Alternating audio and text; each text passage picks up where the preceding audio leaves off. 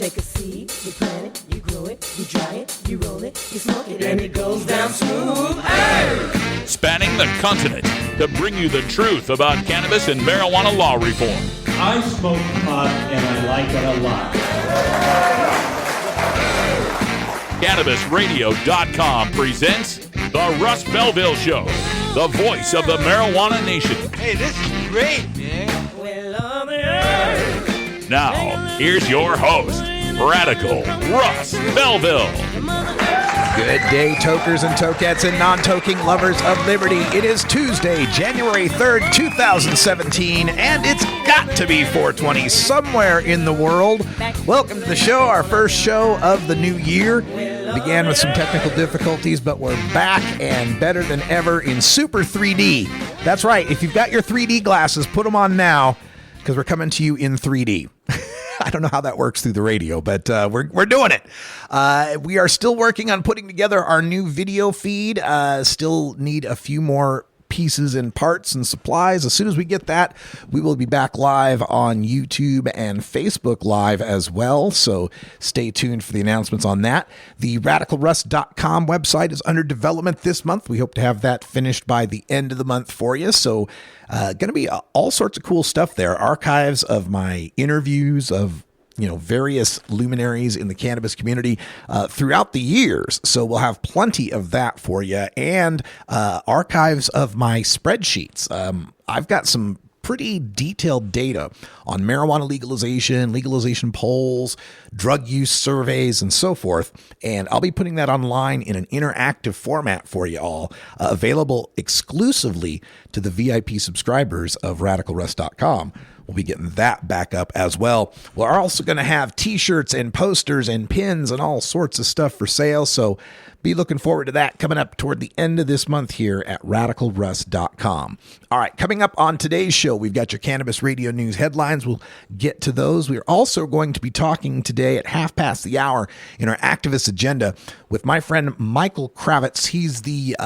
He's with the Veterans for Medical Cannabis Access organization. He does a lot of work internationally as well with the issue of marijuana legalization and medical marijuana access. So we'll talk to Michael at 1:30.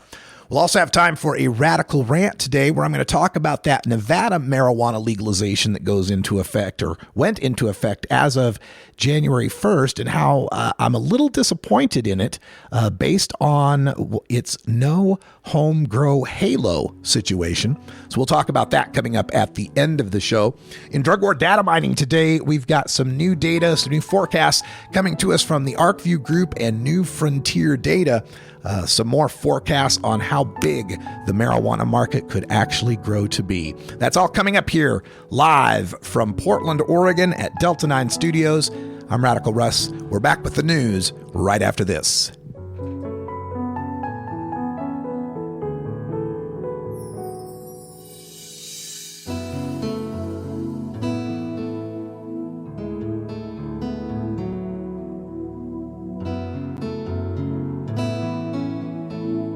This is the Russ Belville Show on CannabisRadio.com. Cannabis use isn't the only thing growing, so are we. Grow with us. CannabisRadio.com. Cash? Sorry. I don't carry around cash, and I don't want to use the ATM and pay surcharges. You don't need to carry cash. Haven't you heard about PayQuick? Okay, tell me about PayQuick. It's the safe and easy way to pay. It works just like your debit card to securely pay for your purchase, and it gives you rewards points every time you use it. Nice. PayQuick, the safe and easy way to pay. PayQuick.com. The Tommy Chong Show on Cannabis Radio. You got me running, you got me hiding. Run, hide, and hide, run any way you want, let it roll. Yeah, yeah, yeah. You got me doing what you want me, babe. Girl, what you want me to do? Shut up and do a podcast. That's what I want you to do. Oh, that sounds like a good idea. The Tommy Chung Podcast, only on CannabisRadio.com. You're not high. You're listening to the Russ Belville Show on CannabisRadio.com. They're bringing drugs. They're bringing crime. They're rapists. And some, I assume, are good people. Okay. Maybe you're high, too. When you are starting up a medical cannabis business, you want a fired-up lawyer who understands the needs of cannabis consumers. The law office of Lauren Vasquez is your fired-up lawyer for the cannabis industry. Visit her website, firedupLawyer.com, or call 1-855-MMJ-LAWS for more information. That's 855-665-5297 for Lauren Vasquez, your fired-up lawyer, or email firedupLawyer@gmail.com.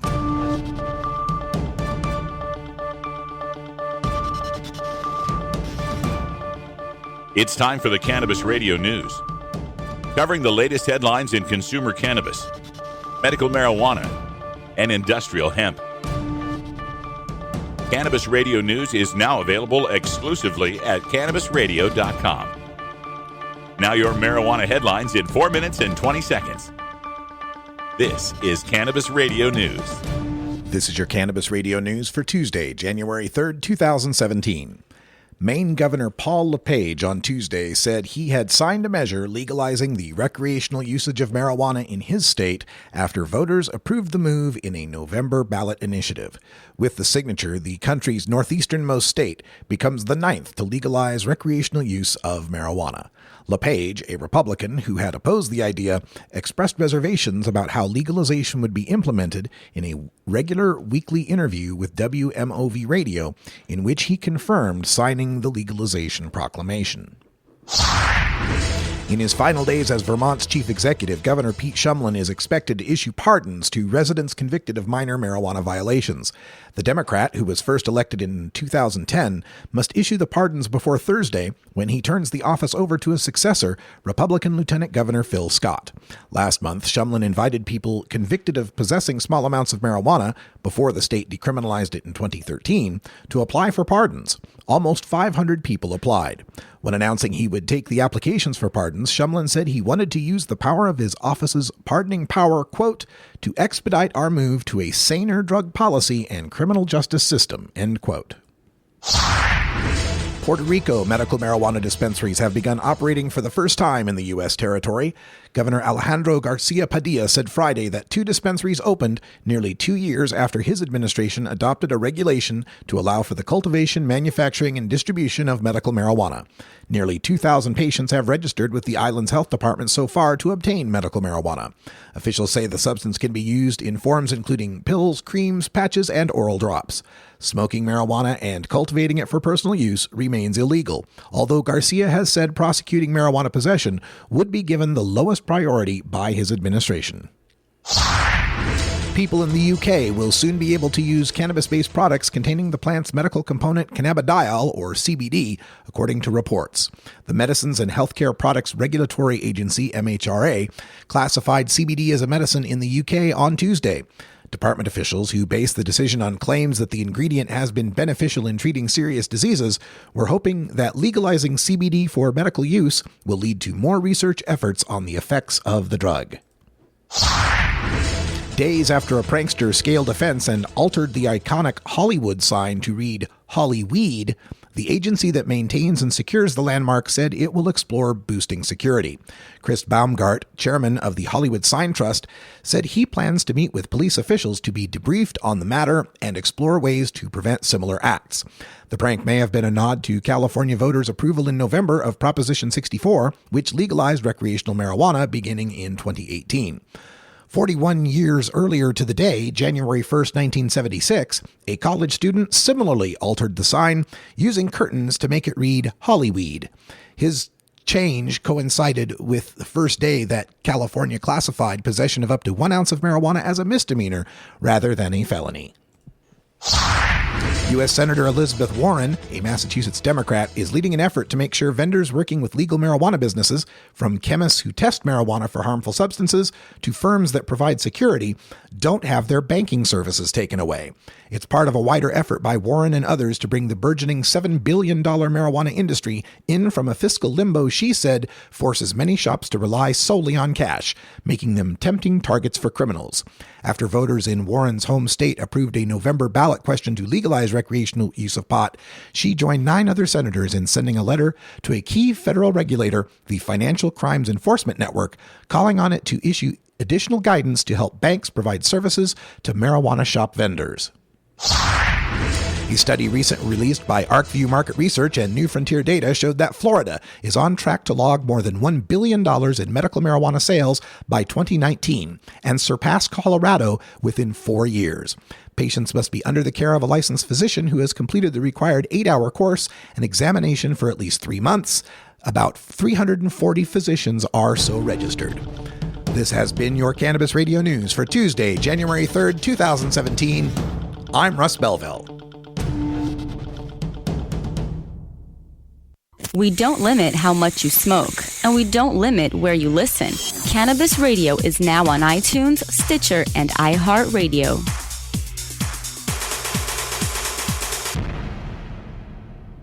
The next generation of vaporizers has arrived. Vuber vaporizers are blazing the way with unparalleled technology for oil, concentrate, or dry flower pens.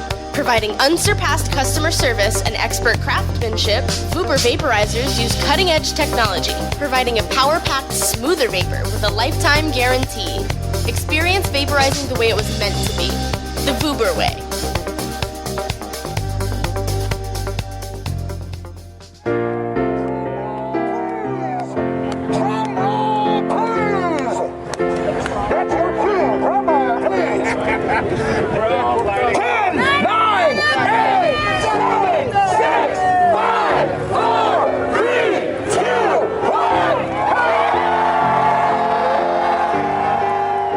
At midnight, July 1st, 2015, adult marijuana prohibition came to an end in Oregon. Immediately, over 400,000 adults who consume cannabis responsibly were no longer criminals. This is what freedom sounds like. Brought to you by Portland Normal.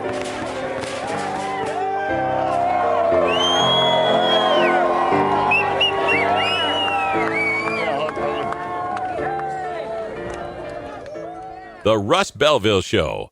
We're as much like Cheech and Chong as ordinary Americans are like the Three Stooges. Hey, Mo! Hey everybody, it's Radical Russ here from 420 Radio, inviting you to be like me and get your ink done at Lucky Horseshoe Tattoo, Fort Worth's most female-friendly, clean, sterile, awesome tattoo shop.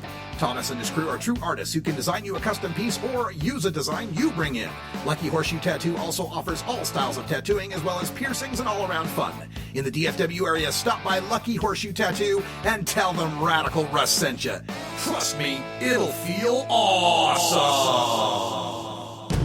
The world of cannabis is evolving at a frenetic pace.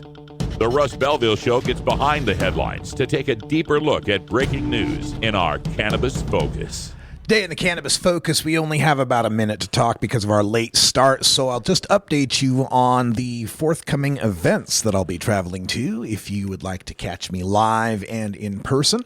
Coming up at the end of the month, I will be presenting at the Virginia Cannabis Conference. That's January 28th through the 30th. And that will be, I believe it's in Richmond, Virginia, but you can find out more information by visiting vanormal.org. In February, I'll be at the International Cannabis Business Conference in San Francisco, February 16th and 17th. That's a Thursday-Friday event, and I believe Tommy Chong will be there, most likely, and we'll have plenty to talk about since California has just legalized marijuana. In the month of March, I don't know if I'll be able to make it, but Spanibus is taking place in Barcelona, Spain, the 10th and 11th. And then in April, the International Cannabis Business Conference travels to Berlin, Germany on April 11th and 12th, hoping to be there as well.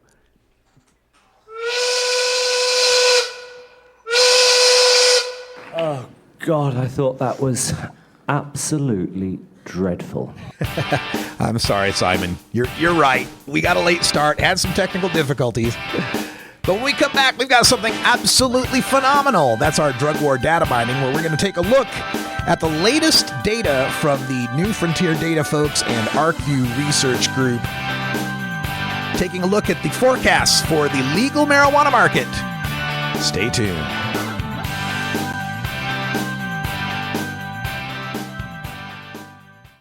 Maui Wowie, Acapulco Gold, California Kush. Our strains stretch everywhere too. This is the Cannabis Radio Network.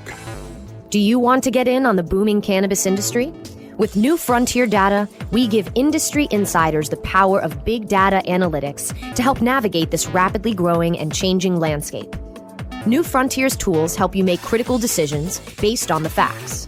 Our industry analyst reports reveal the best opportunities, our custom research engagements deliver answers to the most difficult questions, and our cutting-edge big data platform, Equio, puts real-time information and answers you need right at your fingertips. Go to www.equio.io and sign up for your free membership today. That's EQUIO.io to sign up now. The power of real-time big data is now in your hands. Run with New Frontier and let us help you conquer the wild. I'm Radical Russ from the Russ Belville Show. Good day, everybody. Radical Russ here in Aspen, Colorado at the Alaska Northwest Cannabis Classic, at the 26th Annual Boston Freedom Rally, at the High Times Cannabis Cup Northern California, Day 1 of CannaCon in Seattle, Washington. It's the Russ Belville Show, the NPR of POT, weekdays live at 6 Eastern, 3 Pacific, exclusively on CannabisRadio.com. Marijuana is not addictive, but listening to the Russ Belville Show is. The International Cannabis Business Conference comes to San Francisco, California on February 16th and 17th, 2017.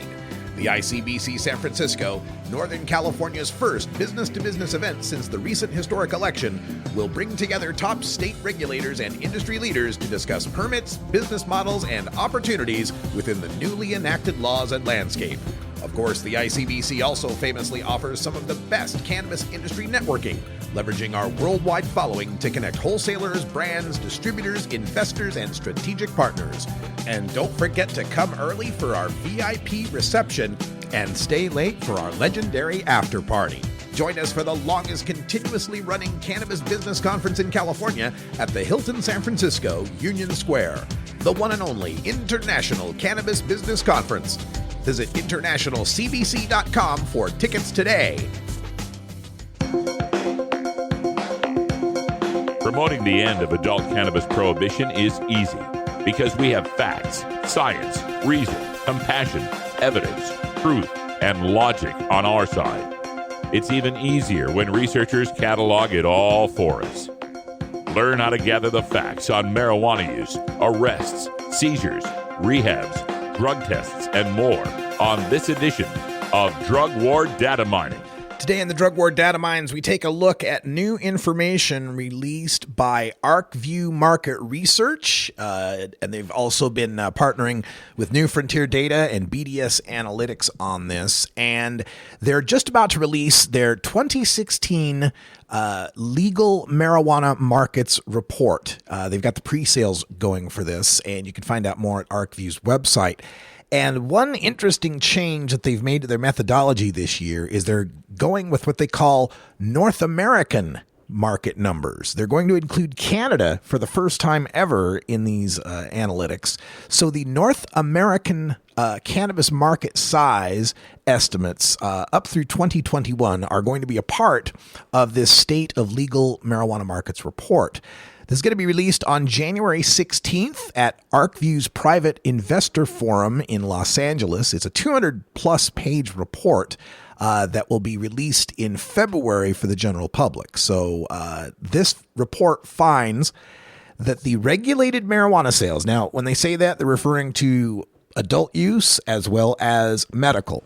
The regulated marijuana sales in North America totaled $6.7 billion in 2016.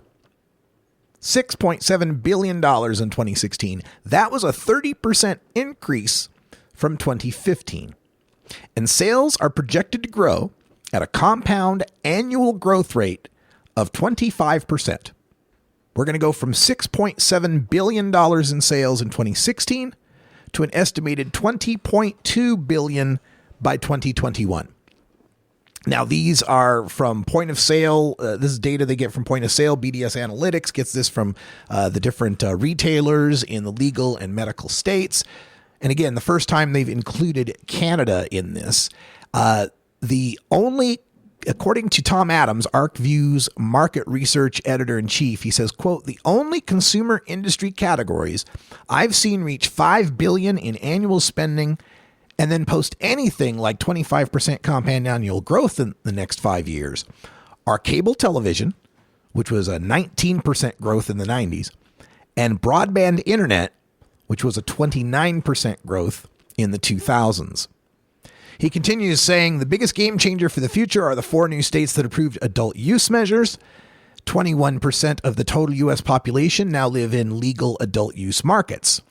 Spending in the largest 3 adult use markets, that would be Colorado, Washington, and Oregon, was up 62% through September after doubling in 2015, fueled in large part by the sudden popularity of alternative ingestion methods such as edibles and concentrates." End quote. So pretty amazing numbers there for us to have doubled in 1 year and then still up by almost 2/3 through September here in Oregon and then also in Colorado and Washington. Troy Dayton, the CEO of ArcView, also says, quote, "You will not find another multi-billion-dollar market growing at 25% anywhere in the world that is not already filled with multinational companies and institutional investors. That's part of what makes the cannabis industry such a unique opportunity for investors and entrepreneurs." End quote. You can find out more about ArcView at arcview.com, I believe, and they've got more information for you through their media contact. His name's Alex Howe, and you can reach him at alex@powerplantstrategies.com if you want more information on this. And of course, all of these market research forecasts, I always have to take them with a little bit of a grain of salt, because this is based on the current trends and how marijuana sales and use have grown throughout the Obama administration. We have a new administration coming in. We have a Donald Trump coming in as president with a Jeff Sessions as a possible attorney general. And, you know, it just remains to be seen whether or not these predictions are going to hold steady.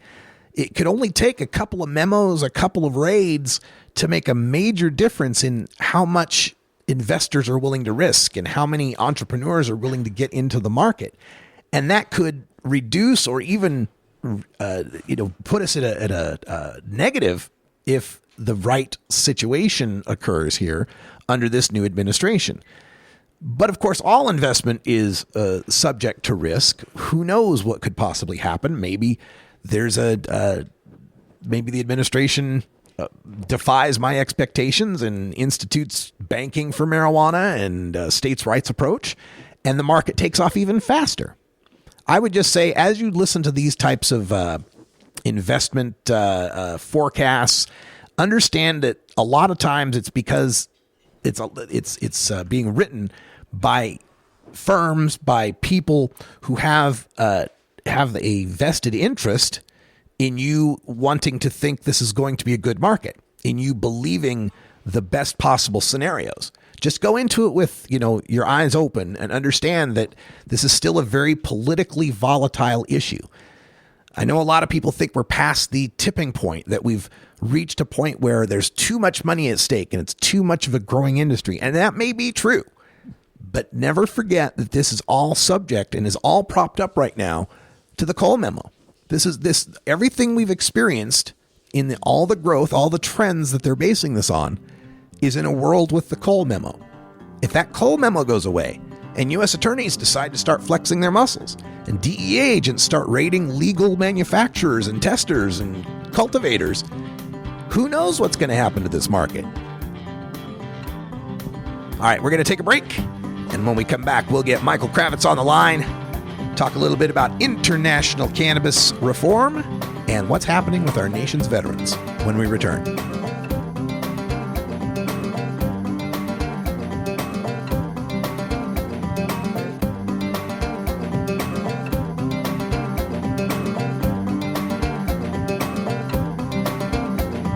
This is the Russ Belville Show on CannabisRadio.com.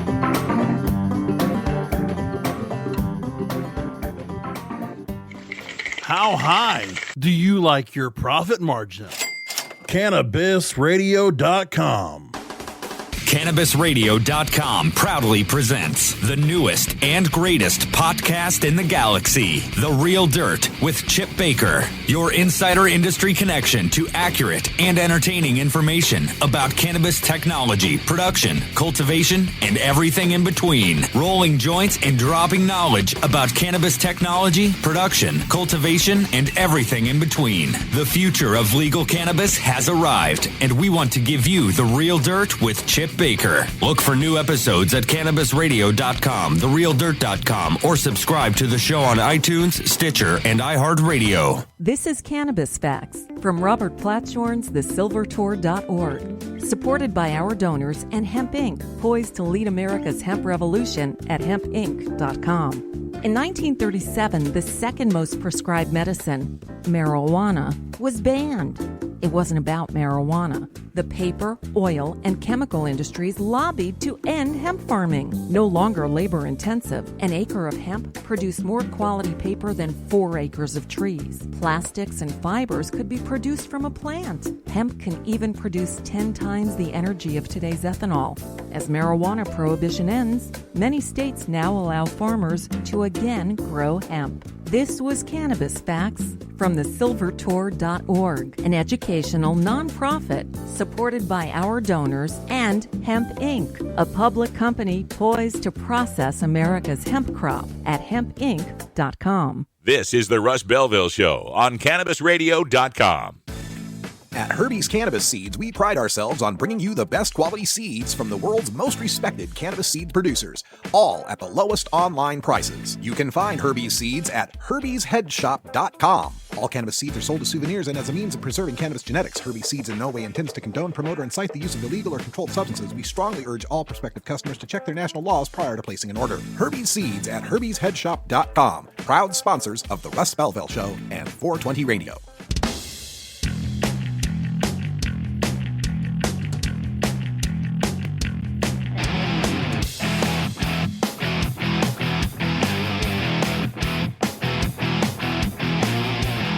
Activism begins with ACT. The Russ Belville Show features the stories of hardworking grassroots activists working for an end to prohibition in today's activist agenda. All right, everyone, welcome back for our Activist Agenda Day and our first agenda of 2017. We get one of my favorite guests on the phone. It's Michael Krawitz joining us. Michael, can you hear me okay? I can hear you fine. Fantastic. Glad to have you here. Happy New Year to you.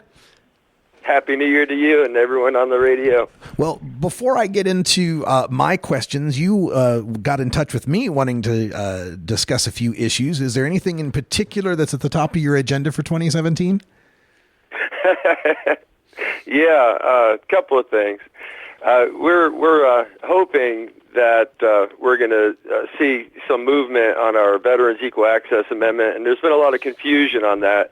We did get our effort to change the VA policy past a House and a Senate committee, It seemed like it had been passed into law, but in fact it had been stripped from the final version of the bill before the president signed it by a conference committee. So that looks like kind of back where we're at. And we're also, believe it or not, heading to the World Health Organization again. We've finally gotten some traction on, believe it or not, amending the international drug control treaties. What sort of amendments are you getting traction on? Well, there's a process, and there's always the chance that any country can go and just present their case, try to change the treaty. I mean, that's what Bolivia did not that many years ago with coca, if you remember. But that's a really hard, almost completely uphill battle because you have to get consensus from the Commission on Narcotic Drugs, it's called. And what I've found and what we've been looking at is a process internally by which the World Health Organization has the authority to update, based on the evidence, the record of cannabis and to recommend changes in treaty appropriate to that change in evidence base. And guess when the evidence was collected? It was before the birth of the World Health Organization. The evidence collection process was back in the days of the League of Nations, back in 1935, in the days of Harry Anslinger. And it's surreal, but that's actually where the international treaty is based, is almost a different universe than what we're living in today. All right. So great news there on the international front. We're moving forward on that. And so it's possible then that we might get the international community to recognize U.S. states that legalize or recognize medical marijuana. What are we going to try to protect here? Well, in essence, the process is stuck in 1935. So there's no reflection in the treaty policy based, reflecting the cannabinoid receptor system or the value of CBD or the widespread use of cannabis as a medicine throughout the world. It's still treating cannabis as a pariah, something that is completely ununderstood. And if we can get the World Health Organization to finish this process, which we've now got them to start, and get them to actually make these recommendations, we're hoping that we can get the world to act on them. And at a minimum, it should allow for easier access to cannabis and for cannabis to be treated the way it should be, as a very important substance to mankind for medicine, not in the treaty as it is now, treated like poppy. Just look at poppy is what it basically says under cannabis. Exactly. And Michael, I reported earlier today that the United Kingdom is moving forward with recognition of cannabidiol, CBD, and we've seen some other countries now that are moving forward with medical marijuana. Notably, Mexico's got a bill in the Senate, I think. Are we getting to the point where at least medical marijuana is going to be so universally recognized throughout most of the UN countries that they're going to have to do something about that? Well, it's interesting. Where we're at right now is that the world has already moved forward on medical cannabis. The United States not only has been dragging its feet, but the federal government of the United States has been looking in the opposite direction for so long that they've actually gotten kind of out of the loop. And there's a huge number of countries, like 30 countries, I believe, in total, that have an office in the United Nations process that handles cannabis. They put in the documentation as normal legally for patients in that country, like Germany, like Netherlands, like Canada, et cetera, for many years. And the reality of it is that the things that the DEA has been saying about the treaty have not been true. They've even contradicted the State Department. You know, when the DEA said that they couldn't contract out the cannabis growing to a non-government entity, that's ridiculous. There's countries all over the world that are doing that quite legally under the UN protocols. I think where we're at right now is an interesting crossroads, though, because as you said with CBD, well, you remember, anyone who's been really studying the marijuana movement for a while knows that hemp it was kind of a separated issue, that, cannabis was cannabis. We were all together trying to legalize marijuana. We learned about cannabis, then we learned about hemp, and the hempsters said, hey, let's deal with this separately as an industrial issue. It doesn't really have a lot of the same context as your social issues and your medical issues. Let's deal with this as an industrial issue. And the movement said, fine. But now that we're talking about CBD, we're talking about getting CBD from hemp, all of a sudden the hemp issues are coming back home. And this is what really gets fascinating at the international level, because hemp is actually exempted from treaty control. And if you grow a low enough THC where they're calling it hemp, it's exempted from control. But if you start trying to produce a medicine, CBD, and send it around the world and have some sort of regulatory control over that, you can see how a reinventing of the wheel is imminent. Wow, this is fascinating stuff, talking with Michael Krawitz here. And, of course, the other issue we've got to get to is talking about the incoming administration and the new Congress that will be seated. We've made some progress recently in the Congress with things like the Rohrabacher Amendment and getting, some movement on that veterans bill. But what do you see coming forth from the next Congress? More conservative, maybe a backlash against this, or continued progress? Well, I really don't know what to say. It's almost a box that any way I would turn, I would say something that would be wrong, because everyone that's tried to guess anything about Trump has guessed it wrong. Yeah. But I'll tell you, we've been doing pretty good. Number one, we've actually gotten a lot of the bills and efforts that we've done and got passed in the last year or two through very conservative-led, kind of Republican-controlled committees. And on top of that, the American Legion now has joined forces with us and has adopted a resolution which put them in the forefront of our movement, actually meeting with the incoming Trump administration, talking about medical cannabis as the largest representative veteran service organization in the nation.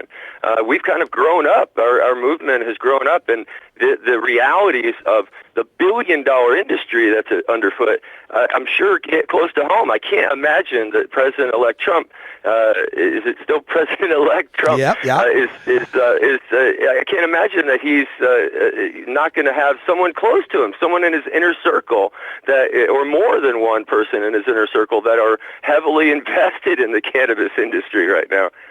Yeah, and with the new figures we just discussed from ArcView Research, saying there's going to be a $20.2 billion North American market between the United States and Canada. There's a lot of people that are saying that this is a big money issue, and who likes big money better than Donald Trump? And I imagine, the big gun companies are going to get a lot less orders for diamond-crusted revolvers heading south of the border. But it's nice to have some of those pallets of $100 bills stay in the U.S. for a change. Yeah, and, taking it back to that international, we've been hearing a lot of stories of how Mexican cannabis farmers are switching to poppies, having to change up their business models because of U.S. legalization. And tell us what you know about what's happening in Mexico and their efforts to end their drug war. Well, I know that our issues have done fairly well in Mexico. We won a court battle to have the right to be able to cultivate cannabis on a personal level, and that's kind of working its way through the legislative system. The president of Mexico made an announcement just after the drug summit in May, talking about this new policy that's unfolding. And I think that you have to realize that the prohibition of drugs is a big, it's kind of like throwing gasoline on a fire. But once you stop throwing the gasoline on the fire, you still have to deal with the fire. and I think that's kind of where Mexico's at. This is in context of a much broader, series of actions that it's going to take to really rein in the terror that's kind of unfolded because of our positions on drugs and because of our U.S. monies and guns and appetite for drugs. I agree with the drug warriors when they say that we're fueling the drug war. I just don't agree with them in the proposed solutions that they come up with, which seem to always be, let's throw gasoline on the fire. Yeah, that's always frustrating to hear those kind of prohibitionist tactics being discussed 80 years into this prohibition where we've discovered that none of them really work and they just make things worse. Michael, let's talk a little bit about the organizations you're working with and tell our listeners how they can help you out with those organizations. Well, right now, the thing that kind of jumps to mind is Marilyn Mathry with Patients at a Time, which is one of the organizations we worked with for a long time, has started again another effort to try to get everyone to sign a petition to get the outgoing administration to act. One last effort to get them to do something with cannabis rescheduling or descheduling. And I think that's worth supporting. My organization, Veterans for Medical Cannabis Access, we're beginning to kind of do somewhat of a period of assessment.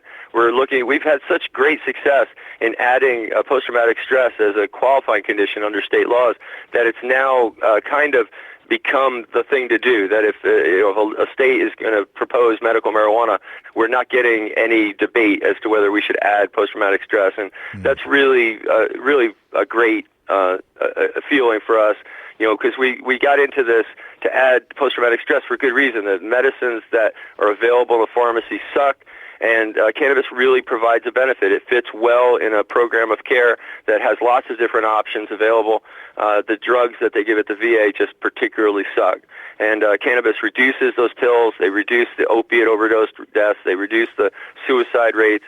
And we're really excited to kind of take that to the next level and see how we can bring all this information to bear on a system that's maybe addicted to these drugs. Very well put. And speaking of Mary Lynn and the Patients Out of Time, their conference this year is in Berkeley, California. It's May 18th through the 20th. We'll be there to report from it, and I hope to see you there, Michael. Absolutely, and we're going to be following this string with the World Health Organization. We're heading back to Vienna in March to go to the World Summit, mini summit, you might call it, the Commission on Narcotic Drugs, where they will be hearing more evidence and making more mini, tiny micro steps towards reform as we head towards 2019, which it looks like is lining up to be a big year of reform for us. So, keep the eye on the prize, people out there, and let's see if we can work with this new administration. I don't have any reason to feel that I can't. The veterans that I've been working with around the country seem to really support Trump. I hope he recognized that. All right. Thank you, Michael, so much, and we'll talk to you again soon. Thank you so much. Thank you. Have a good one. Cannabis legalization efforts are increasing competition for businesses wanting to make it big. In this complex and fast-changing environment, only the savviest will survive. What are you going to do to stay ahead of the game? Enter New Frontier's free platform, Equio, the premier business intelligence, visualization, and marketing platform for the cannabis industry. With Equio, you can stay on top of your store's sales, trends, and competition, better understand your seasonality and broader sales trends, identify and compare your top products and categories, and cross-buying opportunities. Go to www.equio.io to sign up for your free membership today. That's EQUIO.io to sign up now. The power of real-time big data is now in your hands. Run with New Frontier and let us help you conquer the wild. Previously on the Stoner Jesus Show. We do have John McAfee. He's running for the Libertarian Party nomination for president. What makes someone like you want to take the reins of this? We're so far behind, it's frightening. And in a cyber war, we can't hack into the Chinese. Back in 1979, they started building cyber defense systems. We didn't even think about it until 20 years ago. I see no candidates and certainly no one within government capable of dealing with this issue. The Stoner Jesus Show, live Mondays, Wednesdays, and Fridays at 8 p.m. Eastern, 5 p.m. Pacific. Or find the Stoner Jesus Show podcast on demand at CannabisRadio.com and StonerJesus.net. Peace, bitches. Get the latest updates on the Russ Belville Show by following Radical Russ on Twitter and liking the Russ Belville Show on Facebook. New beginner guitars and banjos are often constructed much better than ones built before your time. Why struggle? Get a new instrument or fix the old one. The trusted professionals at the Fingerboard Extension will evaluate your instrument for free. Repairs are priced for people who work for a living. Stop by the Fingerboard Extension downtown Corvallis at 120 Northwest 2nd Street today, or check out its inventory on the web at fingerboardextension.com.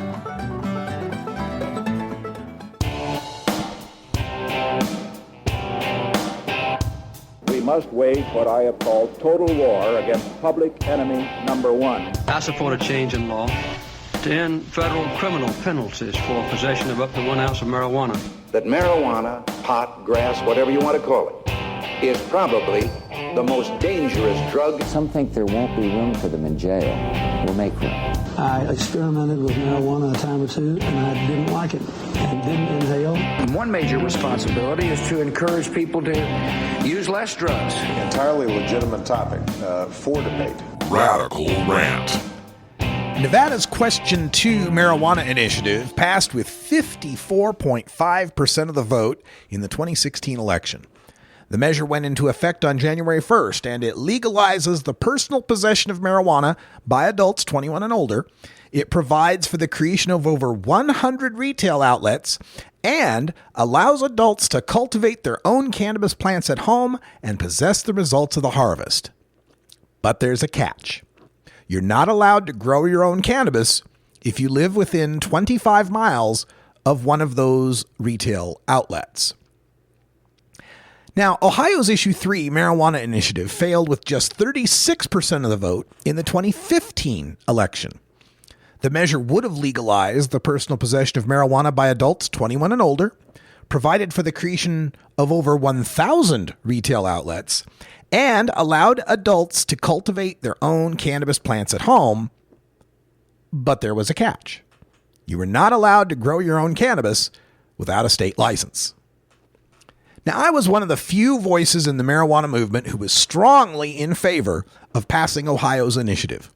I was bombarded on all sides by colleagues, critics, and consumers who told me that Ohio's measure just had to be defeated because it contained a fatal flaw. It reserved 10 parcels of land in the state constitution as the only legal grow sites, parcels that were already owned by 10 investor groups that had contributed $2 million each to the campaign. It's an oligopoly, they told me. It's the corporate buyout of our movement, I was warned. It's an affront to capitalism, I heard repeatedly. How could we set the precedent that the 1% can just buy their own regulatory capture? How could we let the titans of industry steal our green rush right from under our noses? Well, I find it hilarious that the Ohio Issue 3 marijuana legalization just had to be opposed by the marijuana movement because it was an egregious affront to capitalism that locked in all the legal marijuana grow sites to the 10 investors in the initiative.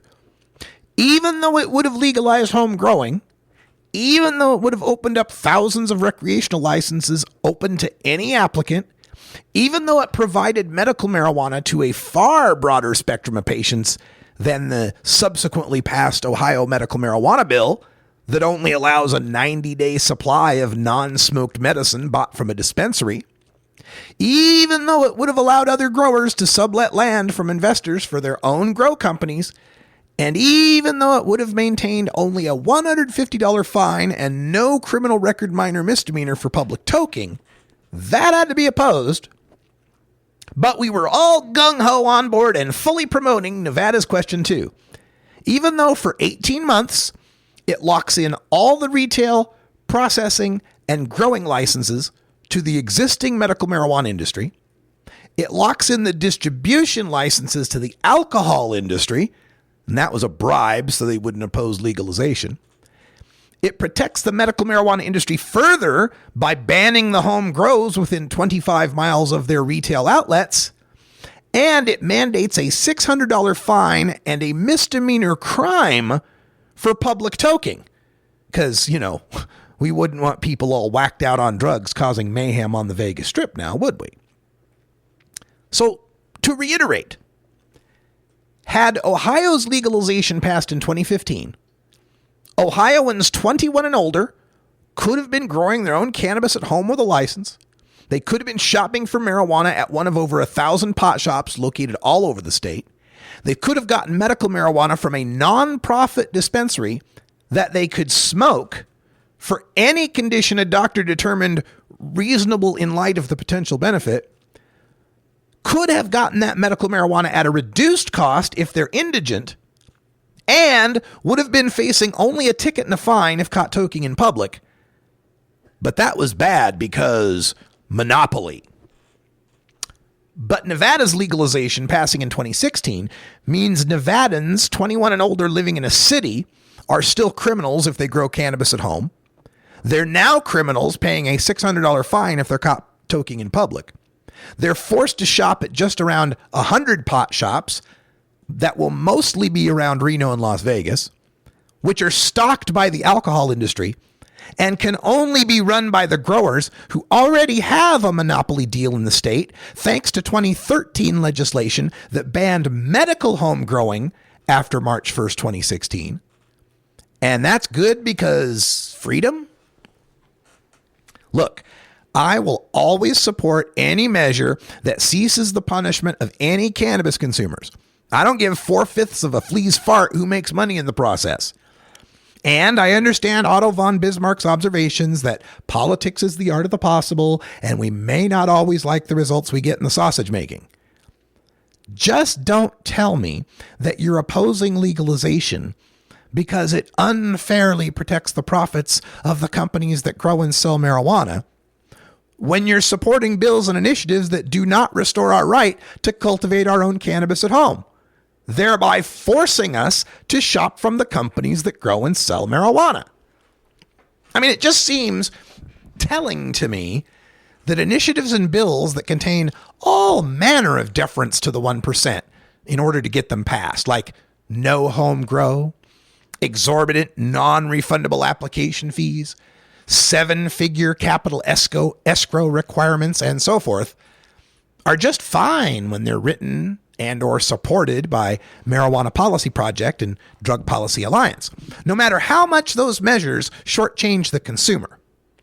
But a similar compromise to the 1% by an investor group in Ohio was unacceptable, even though that would have resulted in a better medical and recreational law for consumers than most of the states that have them. It's just, we had to give up. We had to throw Ohio under the bus because of its 10 grow site monopoly. And again, this was just 10 lands where the growing could take place, not just 10 grow sites. There could have been hundreds and hundreds of growers. There could have been lots of companies growing on that land. It's just the land itself would have been owned by 10 investors. That had to be rejected. And instead, once that got rejected, what did Ohio end up with? Well, they ended up with a medical marijuana law that has no home grow. You can't smoke your medical marijuana, and we don't know how many shops and grows there'll actually be. We were all fine with supporting Washington's I-502 legalization that has no home grow and added an unscientific 5 nanogram per se DUID. We were fine supporting Nevada's Question 2, no home grow with a halo, and the medical marijuana retail monopoly. We're fine with supporting North Dakota's Measure 5, no home grow with a 40-mile halo. Arizona's Prop 203, their medical marijuana, no home grow with a halo. Minnesota, no home grow and $20,000 grower application fee that's non-refundable.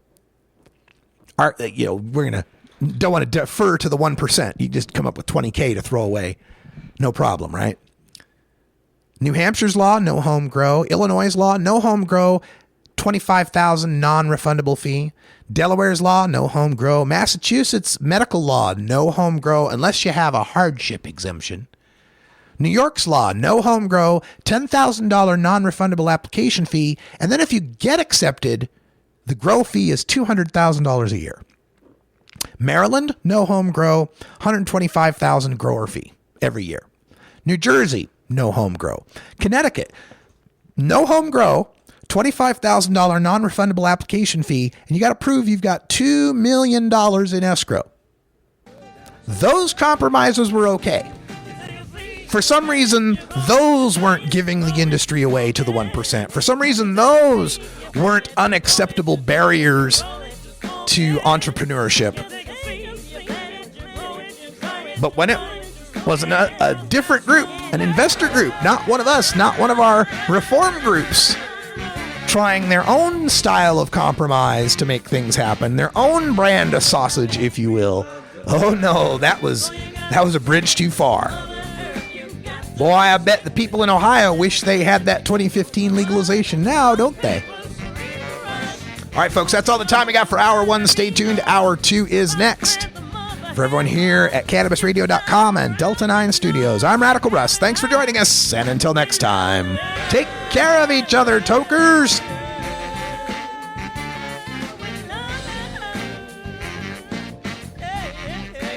This is the Russ Belville Show. The Russ Belville Show is blogging and podcasting daily at RadicalRuss.com. You take a seed, you plant it, you grow it, you dry it, you roll it, you smoke it. You take a seed, you plant it, you grow it, you dry it, you roll it, you smoke it. You take a seed, you plant it, you grow it, you dry it, you roll it, you smoke it, and it goes down smooth.